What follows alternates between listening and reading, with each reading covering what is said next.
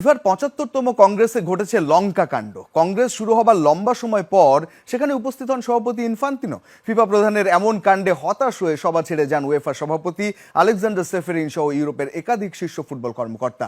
Donald ট্রাম্পের সাথে মধ্যপ্রাচ্য সফর থেকে ফিরতে এই বিলম্ব ইনফান্তিনোর। এই ঘটনার তীব্র নিন্দা জানিয়েছে উয়েফা। শুধু প্ল্যান করলেই হবে, টিভি পাইতে ক্যাপটাও তো খুলতে হবে। কোকা-কোলার এত বড় অফার, ক্যাপ গুলো কোড দাও আর উত্তর দিয়ে জিতে নাও ফ্রি টিভি ফোন আর প্রতি বোতলে নিশ্চিত ক্যাশব্যাক।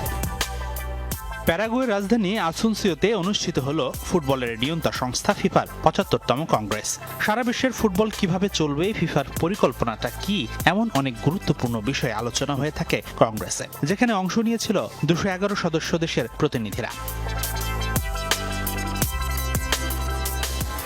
ফিফা সভাপতি ইনফান্তিনো এই সভাতে এসেই প্রতিনিধিদের সাথে হাত মেলান। ছবি তোলেন ব্রাজিলের সাবেক অধিনায়ক ডুঙ্গা, কাকা, মাইকনদের সাথে। ছবি তুলেছেন আর্জেন্টাইন সাবেক ফুটবলার ডিয়াগো মিলিতাও, ক্যাম্বিয়াসো সহ অন্যান্যদের সাথেও। তবে এই সুন্দর দৃশ্যের মাঝে আছে একটা বড় জটিলতা।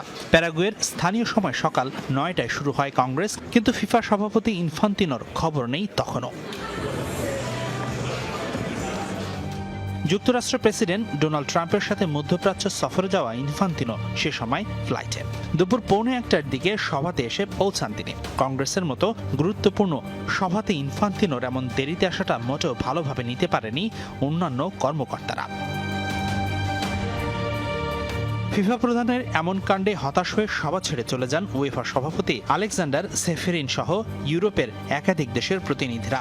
ফিফার কাউন্সিলের ৩৭ সদস্যের মধ্যে সভাতে আর দেখা যায়নি সেফেরিন সহ উয়েফার ২ সহসভাপতি, ইংল্যান্ডের এর প্রধান ডেভিড হিউইট সহ জার্মানি, হাঙ্গেরি, নরওয়ে ও রোমানিয়ার প্রতিনিধিদের।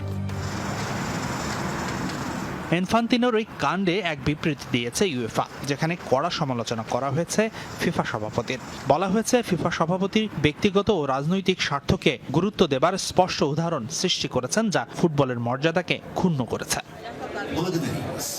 এই ওয়াকআউটের ঘটনার পর কংগ্রেসে ইনফান্তিনো বক্তব্য দিলেও এই বিষয়ে কোনো প্রতিক্রিয়া দেখাননি। কংগ্রেস শেষে ফিফার সেক্রেটারি জেনারেল ম্যাথিয়াস গ্রাফস্ট্রম বলেন, ফিফার সঙ্গে উয়েফার খুব চমৎকার সম্পর্ক, কিন্তু ওয়াকআউটের বিষয়ে নো কমেন্ট বলে বিষয়টি এড়িয়ে যান তিনি। Excellent relationship with UEFA and also with the European members, so It didn't feel like that when they left. That's fair. I don't have any. But do you think it's somewhere? এখন দেখার বিষয় এই ঘটনার প্রভাব কেমন হবে। এখানেই শেষ নাকি রেশ গড়াবে অনেক দূর।